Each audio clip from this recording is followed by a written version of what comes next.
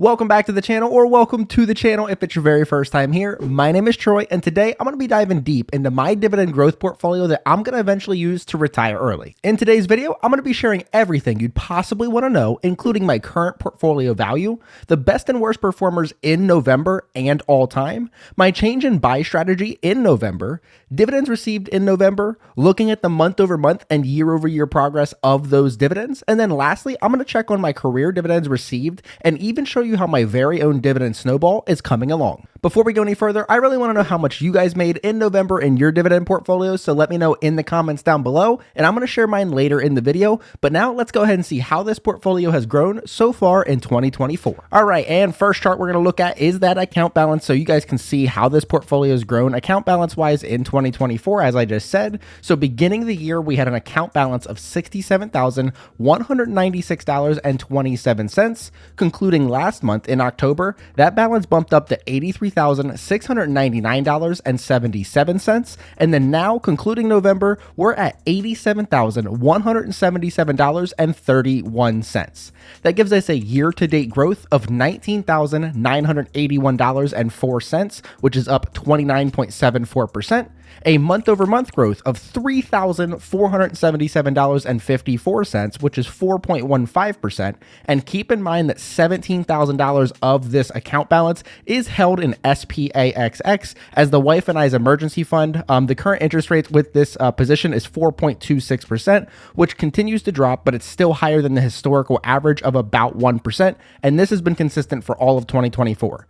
Next, I want to show you guys how much money has been added to this account to invest for December with this right here. So you guys will see that $17,000 I don't touch. So anything over that where it says available to trade is free game. It's good game to go. We're good to spend it. So we have $896.11 to spend for the month of December. And now I want to show you what are my current positions and what will I be spending my money on, which I'll share with you right here. So as I've showed you guys 1,000 times, right here are my current 11 holdings. I'm 99% sure by the next time you guys see this portfolio, there will be some sizable changes as I mentioned in past episodes.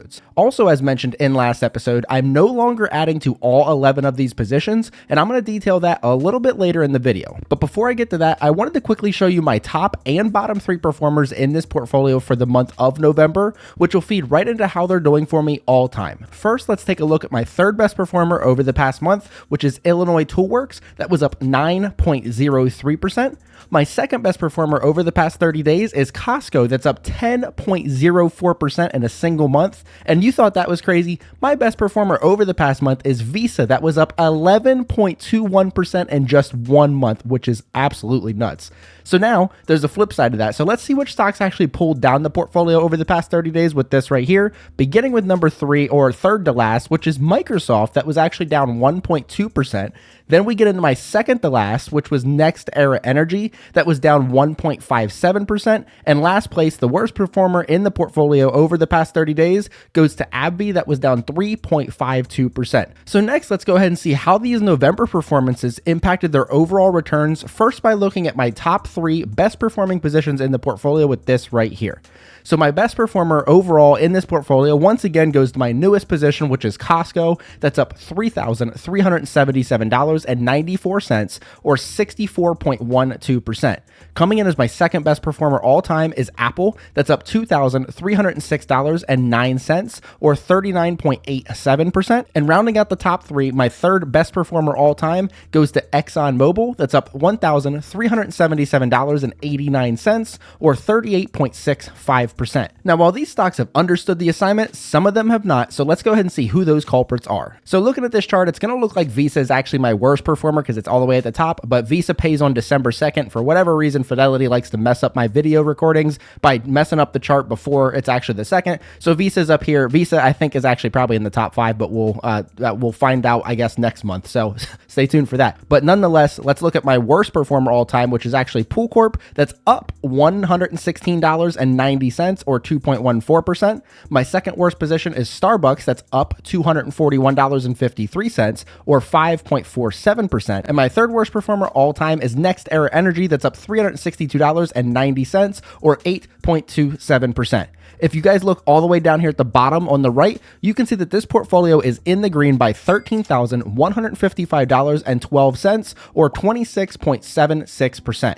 Just like 2 months ago, I'm happy to report that every single stock I own is back in the green, meaning that when I make my portfolio changes later this month, I'll be making money on any positions I do sell, which we love to see.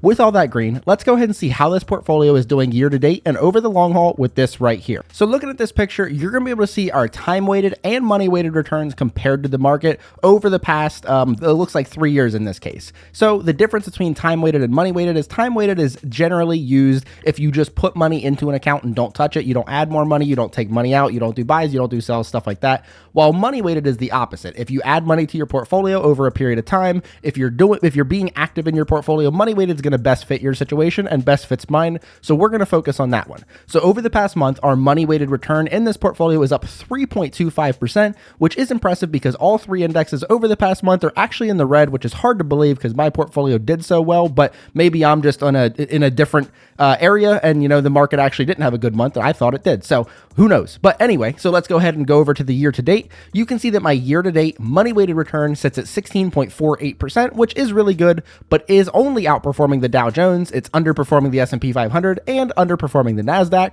Then we move over to our 1 year where my money weighted return goes up to 19.91% again, which is really good, but it's actually underperforming all three indexes.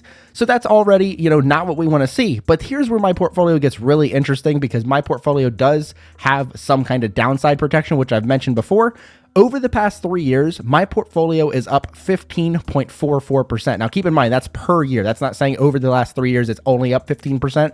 It's over the last 3 years, it's averaging 15.44% per year. So that's good, right? 15.44%. Because if you look at the markets over the past 3 years, their averages are 9.08, 7.42, and 6.14. So I'm like killing the markets over the long haul, which, like I said, it's always a good idea to try to beat the markets year over year, but it's a really good idea to try to beat the market over the long term of your investing career, because that just means that you're going to have more money doing it your way than you would have had putting that money into the market. Now you have to ask yourself, was it worth the time and energy that you put into picking those stocks? Who knows? But to me, whatever that is, 9% to 15%, that's 6%. 6%, it's worth it for 6%. So 6% per year, mind you. And as I was talking about earlier, I've spoken about this exact thing in the past with that downside protection, and this current portfolio really shines when the market is in downtrends. While I do love that about my current holdings, I personally don't want to focus on the downside protection as much since we're in an uptrending market long term and I still have a long time until retirement, hence the upcoming changes. I look forward to the challenge of outperforming over the closer term in the future, as well as continuing my long-term dominance of the market. So stay tuned to see if we can accomplish that goal. Now, as I alluded to earlier, I want to show you which of my current 11 holdings I did spend money on this month with this right here. So you guys will be able to see that there's a lot of stocks in here, but I actually didn't buy that many stocks. So right here, you can see Apple, AbbVie, APD, Costco, Pool Corp, Starbucks, and Visa. But if you guys notice the sum of amount column, that's the only money I spent this month. So I only spent money on Costco and Visa for the whole month of November.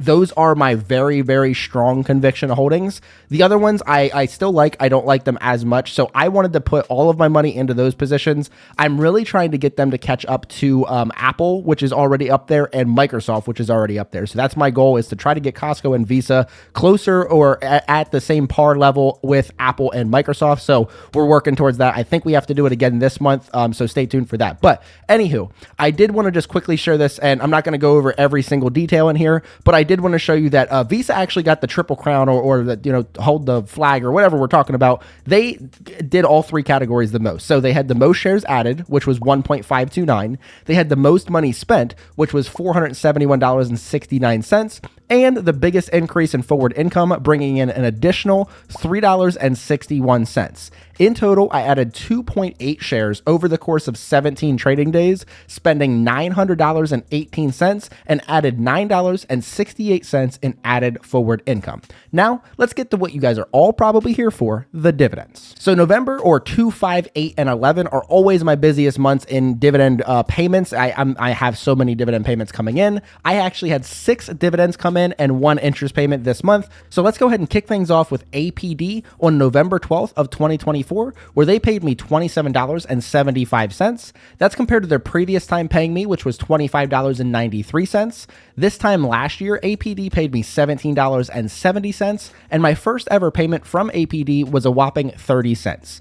In total, I've now received $182.19 in career dividends from APD, which comes out to 5.54% of the total dividends received in this account, which has earned me 2/3 of a share for free via the drip. Next up, on November 14th, Apple paid me $8.51. The previous time they paid me was $8.09. This time last year, they were paying me $6.38, and my first ever payment from Apple was $1.08. In total, I've now received $60.88 in career dividends from Apple, which comes out to 1.85% of the total dividends received in this account, which has earned me 1/3 of a share for free via the drip. Then, the very next day, on November 15th, Costco paid me $9.77. Last time they paid me, that was $9.13. This time last year, they were paying me $6.24, and the first ever time Costco paid me was $5.63. In total, I've now received $145.64 in career dividends from Costco, which comes out to 4.43%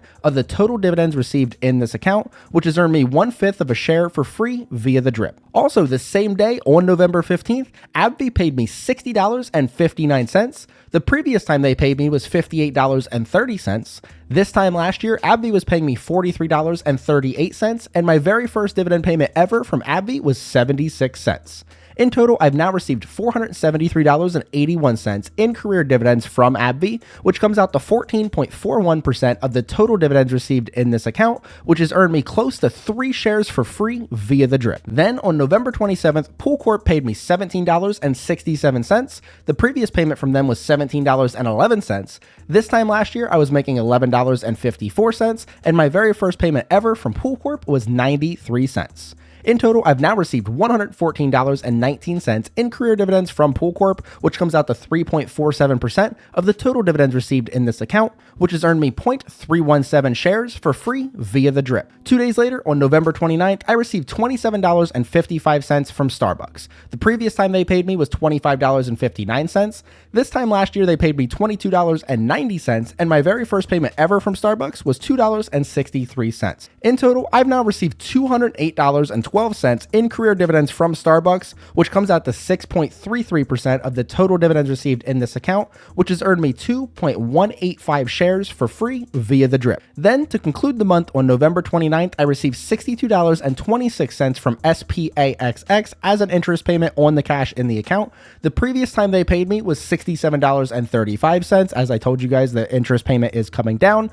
This time last year, though, they paid me $32.72, and the very first time I ever got stuff from SPAXX, it was a whole penny. So in total, I've now received $1,093.78 in career interest from SPAXX, which comes out to 33.27% of the total income received in this account, which is then used to add more shares of my other holdings, so you love to see that. Now, to start the month, I really wanted to know what you guys made for the month, and now we're going to add all my numbers up and find out that information for me, so let's check out this chart right here. So to conclude the month of November, it looks like I brought in $214.10, which was a 52% increase from this time last year. My previous related month, which was August, I brought in $217.85, which we're actually down 1.72%. And after looking into this, it looks like the only difference in income, other than all of my holdings paying me more, is SPAXX actually paid me a lot less. So that's the difference there. Other related months, which would be May, I made $211.16, which were up 1.39% from that moment. And the first related month, which is February, I made $180.95, which means we are now up 18.32% from that moment. All of this information gives us a year-to-date total of $1,812.12, which is already up 93.8% on 2023, and we still have December left to go. If I do a little Excel magic and try to figure out my end-of-year projections, it's currently looking like our end of year projection sitting at $1,855.21, which would be up 98.38% versus 2023. But I have a strong feeling based off of what I'm expecting over the next month that we're going to be higher than that number, probably somewhere in the low 1900s. So stay tuned for that. We'll see if we actually crack 1900 this year. That'll be exciting. With that being said, I wanted to quickly show you how much I've made in dividends in this account all time and how my very own dividend snowball is picking up speed. So So as I just said, this super simple chart is going to show you exactly how much money I've made in this portfolio over the course of my quote unquote career as a dividend investor. So we're up to $3,288.08, and we've gotten 14.255809 shares for free via the drip. So we did pass that $3,200 milestone, $3,250 milestone rather, and we are working towards 15 drip shares by the end of the year. We'll see if we get there. I don't really have tons of control over that. It's just how much they pay me and how much that buys at the time. Who knows? So I did want to close out the video by showing you one of the coolest charts you're going to see, and I haven't seen it anywhere else on YouTube. So we're going to call this a Dividend Obsession exclusive, my chart for the Dividend Snowball. Now, if you guys remember, as I just talked about, we did pass $3,250, which means we have updates to the buy 100s and the buy 250s charts. So let's quickly check them out right here. First, my buy 100s chart. Last update, I was averaging 53.8 days between $100 bills, and now that's down to 51.4 days. And lastly, looking at the buy 250s chart, last time I was averaging 134.6 days between $250 increments, and now that's down to 126.5 days. As I've spoken about in previous recap videos, my goal is to not only obviously make more and more money in dividends, but it's to keep shrinking this window down to the point where these days between amounts get really small, and that's what we're doing. Like I said, we went from 53.8 days for $100 down to 51.4, and then we went from 134.6 for $250 down to 126.5. So over time, as these increments of money keep happening faster and faster, these average number of days between are going to keep dropping, which we love to see. And as we pass the milestones where the buy 500s and buy 1000s charts do need updates, I'll provide those to you guys as well. I think these charts are super motivating, and as I said, I've not seen them or anything like it anywhere else on YouTube, so feel free to steal them for your own progress tracking as well. And to stay up to date on my progress and the big changes coming, be sure to keep coming back the first Monday of every month as I work towards my goal of an early retirement. But I really hope you guys enjoyed all of the information I shared with you in today's video, and it can serve as some sort of motivation so you guys can create your own growing source of completely passive income. If you guys enjoyed this video, make sure you guys let me know that by leaving a like, and if you guys want to make sure you guys don't miss my next update, which will be the year-end video, and my other great dividend content, make sure you guys are subscribed. Before you guys go, if you guys do find motivation from these types of videos, but you simply don't know where to start, I started a brand new dividend portfolio for my subscribers to follow along with. You guys can check out that playlist right here. But until next time, see you.